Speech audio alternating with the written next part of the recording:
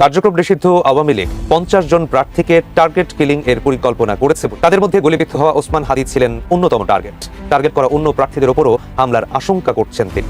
Target killing এর ওই তালিকায় হাদি ছাড়াও জাতীয় নাগরিক পার্টির দক্ষিণাঞ্চলের মুখ্য সংগঠক হাসনাত আব্দুল্লাহ এবং এবি পার্টির সাধারণ সম্পাদক ব্যারিস্টার আসাদুজ্জামান ফুয়াদ সহ আরও কয়েকজন জুলাই সংগঠকের ওপর হামলার সুনির্দিষ্ট তথ্য পাওয়া যায়। 50 জন প্রার্থীকে টার্গেট করেছে আওয়ামী দুর্বৃত্তরা এবং নির্বাচন বানচাল করার জন্য তারা এই ধরনের টার্গেট হাতে নিয়েছে। আওয়ামী লীগের এক ধরনের চক্রান্ত রয়েছে যে যারা নির্বাচন করার জন্য প্রস্তুতি নিচ্ছে এরকম 50 জন প্রার্থীকে টার্গেট কিলিং করা হবে। বিভিন্নভাবে বিভিন্ন মাধ্যমে তাকে হত্যার হুমকি দিয়েছে বিদেশ থেকে এবং বাংলাদেশের বিভিন্ন নাম্বার। কিলারদের হিট লিস্টে উঠে এসেছে হাসনাত আব্দুল্লাহ ও সাদেক কায়েম সহ ডাকসুর একাধিক নেতার নাম। অন্যদিকে শরীফ ওসমান হাদিকে হত্যা চেষ্টার তদন্তে বেরিয়ে এসেছে একের পর এক চাঞ্চল্যকর তথ্য। জুলাই বিপ্লবের অন্যতম নায়ক ঢাকা ৮ আসনের স্বতন্ত্র প্রার্থী ও ইনকিলাব মঞ্চের মুখপাত্র শরীফ ওসমান হাদিকে গুলি করার পর গোয়েন্দা তদন্তে কিলারদের একটি হিট লিস্টের তথ্য সামনে এসেছে। শরীফ ওসমান হাদিকে গুলি করার ঘটনার পর একে একে উন্মোচিত হচ্ছে ভয়ঙ্কর একটি নেটওয়ার্ক। গোয়েন্দা তদন্তে উঠে আসছে হাদির পর টার্গেট তালিকায় ছিলেন আরও বেশ কিছু পরিচিত মুখ। জুলাই বিপ্লবের অন্যতম নায়ক ঢাকা ৮ আসনের সম্ভাব্য স্বতন্ত্র প্রার্থী ও ইনকিলাব মঞ্চের মুখপাত্র শরীফ ওসমান হাদির ওপর হামলা শুধু একটি ব্যক্তিকে লক্ষ্য করে ছিল না, এমন ইঙ্গিতই মিলছে গোয়েন্দা তদন্তে। তদন্ত সূত্র বলছে কিলারদের একটি হিট লিস্ট ছিল, যার প্রথম নাম ছিল হাদি। হাদির পরের তালিকায় উঠে এসেছে জুলাই বিপ্লবের আরেক নেতা হাসনাত আব্দুল্লাহর নাম। সঙ্গে রয়েছেন ডাকসু ভিপি ও ইসলামী ছাত্র শিবির নেতা সাদিক কায়েম সহ অন্তত আরও 10 জন। এদের বেশিরভাগই সাম্প্রতিক সময়ে ডাকসু, চাকসু ও রাকসু সহ বিভিন্ন বিশ্ববিদ্যালয়ের গুরুত্বপূর্ণ ছাত্রনেতা। হাদিকে হত্যা চেষ্টার ঘটনায় গোয়েন্দাদের তদন্তে এমন তথ্য উঠে এসেছে। সোমবার এমন তথ্য দিয়ে একটি প্রতিবেদন প্রকাশ করেছে দৈনিক নয়া দিগন্ত।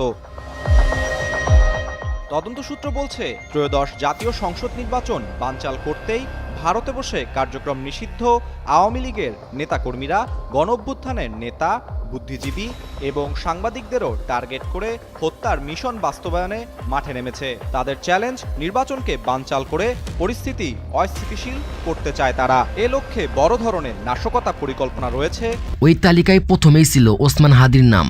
পরবর্তীতে সেখানে যুক্ত হয়েছে জুলাই বিপ্লবের আরেক নেতা হাসনাত আব্দুল্লাহ, ডাকসু বিপি ও ইসলাম ছাত্র শিবিরের নেতা সাদেক কায়েম সহ অন্তত 30 জনের নাম, যাদের বেশিরভাগই ডাকসু, চাকসু, রাকসু সহ বিভিন্ন বিশ্ববিদ্যালয়ের গুরুত্বপূর্ণ ছাত্রনেতা। হাদির পরিবারের সন্দেহ কাতদেরকে এই নিয়ে বিজনেস স্ট্যান্ডার্ডে দেখছিলাম হাদির বোনের একটা ক্লিপ তারা প্রকাশ করেছে। সেখানে দেখবেন হাদির বোন ভারতীয় গোয়েন্দা সংস্থা আওয়ামী লীগ থেকে মির্জা আব্বাস সবাইকে সন্দেহ করছেন, আর সবচেয়ে তীব্র সন্দেহ মির্জা আব্বাসের দিকেই, কারণ তারা নাকি জিয়াউর রহমানকেও বাঁচতে দেয় নাই, ওসমান হাদিকে কি করে বাঁচতে দেবে? স্বাভাবিক নির্বাচন অনুষ্ঠান করে স্বাভাবিক পথে ডক্টর ইউনূস যে ক্ষমতা ছাড়তে পারবেন না তা আবারও প্রমাণিত হচ্ছে খোদ রাজধানীর বুকে ইনকিলাব মঞ্চ নেতা ওসমান হাদির গুলিবিদ্ধ হওয়ার ঘটনার মধ্য দিয়ে। কেন নির্বাচন হবে না, কেন ডক্টর ইউনূস গং স্বাভাবিকভাবে ক্ষমতা হস্তান্তর করতে পারবেন না, তার প্রধান কারণ হচ্ছে তারা ক্ষমতায় এসেছে সন্ত্রাসের মাধ্যমে এবং ভয়ঙ্কর মানুষ হত্যার মধ্য দিয়ে। তাদেরকে যেতেও হবে একই পথে, মানুষ তাদেরকে টেনে নামাবে সেই পথে। ওসমান হাদিকে হত্যা চেষ্টার পেছনে আর কোনো কারণ নেই নির্বাচন ঠেকানো ছাড়া, ইউনূসের ক্ষমতা ছাড়ার প্রক্রিয়াকে রক্তাক্ত করা ছাড়া। বিএনপি ফেব্রুয়ারিতে নির্বাচন চেয়েছে, কিন্তু কারা ফেব্রুয়ারিতে নির্বাচন চায়নি সে কথা আমরা সকলে জানি। কারা কথায় কথায় নির্বাচনকে পেছাতে বলে তাও আমরা জানি। গোয়েন্দা সূত্রে জানায়, একাদশ জাতীয় সংসদ নির্বাচনকে বানচাল করার উদ্দেশ্যে ভারতে অবস্থানরত নিষিদ্ধ লীগের নেতাকর্মীরা গণ অভ্যুত্থানের নেতৃবৃন্দ, বুদ্ধিজীবী ও সাংবাদিকদের টার্গেট করে হত্যার মিশন বাস্তবায়নের পরিকল্পনা করেছে আর কি, যে তাদেরকে তারা হিট করবে। তো তখন আমরা, যেহেতু সোর্সটা খুব ক্রেডিবল এবং খুবই বিশ্বস্ত মনে হয়েছে, আমরা তখন 1-2 জন খুব গুরুত্বপূর্ণ পত্রিকার সাংবাদিক এবং সম্পাদকদের সাথে বসেছি, কথা বলেছি, তাদেরকে জানিয়েছি। আমরা তিনজনই ছিলাম ওই মিটিংগুলোতে এবং তাদেরকে কনসার্নগুলো বলেছি। তো আজকে যেটা হয়েছে যে গত রবিবারে আমার প্রোগ্রামে অ্যাটাক করেছে বরিশালে বাবুগঞ্জে। আজকে ওসমান হাদি আক্রান্ত হয়েছে এবং খুব ব্রুটালি আক্রান্ত হয়েছে। হাসনাত তো দফায় দফায় অনেকবার আক্রান্ত হয়েছে, আক্রমণের শিকার হয়েছে।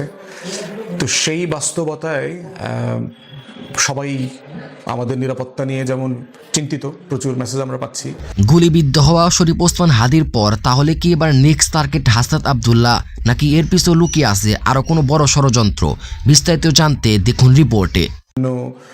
সাংবাদিকদের মাধ্যমে আওয়ামী লীগের বিভিন্ন ব্যক্তি এগুলো পাবলিক করে দেয়, সেখান থেকে আমরা শত শত হাজার হাজার ফোন মেসেজ আসে, গালাগালি, হুমকি, মেরে ফেলবে, এটা সেটা, এগুলো তো আমরা কন্টিনিউয়াসলি পাই। তো এই ঘটনাটা ঘটার পরে এখন মনে হচ্ছে যে পরিকল্পনা এবং আশঙ্কার কথা আমরা অ্যাজ এ হোলসেল সবসময় আলোচনা করেছি, কথা বলেছি, টকশোতে, মিডিয়াতে কথা বলেছি, এবং গত 2-3 মাস আগের যে খবর এবং পত্রিকার একাধিক সম্পাদকের সাথে যে আমরা বসছি, সেগুলোর ঘটনার সাথে অনেক কিছু এখন যেন কেমন একদম মানে অক্ষরে অক্ষরে মিলে যাচ্ছে আর কি। আমরা যারা আওয়ামী লীগ এবং দিল্লির আধিপত্যবাদ সম্পর্কে জানি, তাদের পক্ষে এই ধরনের ঘটনা ঘটানো খুবই স্বাভাবিক। তারা এই ধরনের ঘটনা হাজারবার ঘটিয়েছে বাংলাদেশে।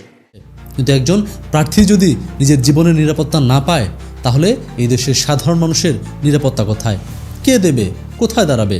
24-এর গণ অভ্যুত্থানের পর আমরা কি এই দেশের ভবিষ্যতের জন্য শপথ করিনি, প্রতিজ্ঞা করিনি এই দেশ আর কখনো অন্যায়ের কাছে পরাজিত হবে না, এই দেশ আর কখনো আপন সন্তানকে রাস্তায় ফেলে দেবে না? কিন্তু আজ এক বাস্তবতা আমাদের গলা চেপে ধরেছে। যে রাষ্ট্র তার যোদ্ধাকে নিরাপত্তা দিতে পারে না, সে রাষ্ট্র দাঁড়িয়ে থাকে কিসে? তার অস্তিত্বই বা কোন শক্তিতে? তাহলে এত রক্তের মূল্য কি ছিল? এত ত্যাগ, এত লাশ, এত কান্না, সবকে আমরা ভুলে গেছি? একবার ভাবুন, এই জুলাই যোদ্ধারা যদি নির্বাচনও হেরে যায়, কি হবে তাদের পরিণতি? যাদের শরীরের আজও আঘাতের দাগ শুকায়নি, যাদের বুকের ভেতর এখনও বন্দুকের শব্দ প্রতিধ্বনি তোলে, যারা আজও দুঃস্বপ্নে দেখে, সেই রাতগুলো তাদের ভাগ্যে কী বা অপেক্ষা করছে? দয়া করে এটা ভুলে যাবেন না, যখন আপনি ঘরে বসেছিলেন, যখন আপনার চোখে ছিল ভয়ের ছাড়া, গলায় ছিল কাঁপা কাঁপা শব্দ, যখন আপনি নির্যাতিত, নিপীড়িত, শোষিত, তখন কেউ একজন রাস্তায় দাঁড়িয়েছিল আপনার হয়ে, কেউ একজন বুক পেতে দাঁড়িয়েছিল গুলির সামনে, কেউ একজন লাঠির বাড়ি খেয়েছে, টেনে হিচড়ে নিয়ে যাওয়া হয়েছে, অন্ধকার সেলে ফেলে রাখা হয়েছে শুধু আপনাকে, আমাকে, এই দেশকে মুক্ত করার জন্য। যারা রক্ত দিল, যারা জীবনের ঝুঁকি নিল, যারা বুকের মধ্যে দেশকে ধরে রাখলো, সেই যোদ্ধারাই আজ রক্তাক্ত হয়ে পড়ে থাকে মাটিতে। এটাই কি প্রতিদান? আমরা কি এতটাই অকৃতজ্ঞ হয়ে গেছি যে নিজের মুক্তিকে ভুলে গিয়ে মুক্তিদাতাকে মরতে দিচ্ছি? কথা খুব সহজ, যদি এই দেশ, এই সমাজ, এই রাষ্ট্র নিজের যোদ্ধাদের নিরাপত্তা দিতে না পারে, তাহলে ভবিষ্যতে যত বড় ফ্যাসিবাদী জন্ম নিক না কেন, আর কোনো অভ্যুত্থান এই বাংলার মাটিতে হবে না, আপনি লিখে রাখতে পারেন। কেউ আর বুক পেতে রাস্তায় নামবে না, কেউ আর অন্যায়ের বিরুদ্ধে দাঁড়াতে চাইবে না, কারণ সবাই জানবে শেষে তাদের পরিণতি এই হাদির মতোই হবে। রাস্তায় রক্ত, মানুষের চোখে বিস্ময়। এটাই কি আমরা চাই? এটাই কি বাংলাদেশের ভবিষ্যৎ? আমরা কি ভুলে গিয়েছি অন্যায় তখনই থেমে যায় যখন কেউ একজন সামনে দাঁড়িয়ে বলে না, যথেষ্ট হয়েছে? আর সেই কেউ একজন হওয়া মানুষদের আজ আমরা রক্ষা করতে পারছি না। তাই আজ হাদির রক্ত শুধুমাত্র একটা ব্যক্তির না, এটা একটা সতর্কবার্তা, এটা একটা চাবুক, একটা প্রশ্ন। এদেশের ন্যায়ের জায়গা কোথায়? এদেশে যোদ্ধার জীবনের দাম কত? হয়তো একদিন এই সব অন্যায়ের বিচার হবেই, হয়তো আদালতে, হয় মানুষের বিবেকের সামনে, নয়তো সৃষ্টিকর্তার দরবারে।